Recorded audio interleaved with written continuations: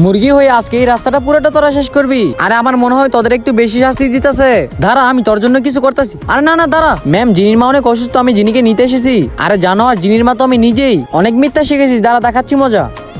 আরে ইয়ার, আজ আসতে দেরি করে ফেলেছি। ব্যাগ আমাকে দে আর স্কুল পরিষ্কার কথা বলে ঢুকে পড়। ইস, প্রিন্স আমার জন্য কত কথা শুনছে।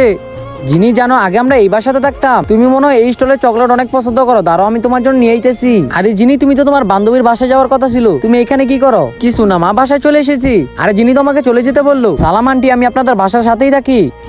ও, তুমি কি বাতি ঠিক করতে পারো? এই নেন, আপনাদের বাতি ঠিক করে দিয়েছি। আরে একটা আমাকে দেন, আমি সাহায্য করে দিই। আন্টি আমু স্যুপ বানিয়েছে, আপনাদের জন্য পাঠিয়েছে। আরে বাহ ভাই বাহ, চালিয়ে যাও। আন্টি জিনি কি বাসায় আছে? হ্যাঁ, ওর রুমে বসে আছে। ওর কি জানি হয়েছে, ফুলে বসে আছে। প্রিন্স, তোর উপর তো রাগ করে থাকা যায় না। চকলেট গুলো তো অনেক মজা ছিল। আন্টি, আপনাকে আমি কিছু বলতে চাই। আসলে আমি আপনার মেয়েকে অনেক ভালোবাসি আর ওকে বিয়েও করতে চাই। বন্ধুরা, পার্ট 2 তে কি হয়, পার্ট 2 দেখার জন্য চ্যানেলটি সাবস্ক্রাইব করে যাও।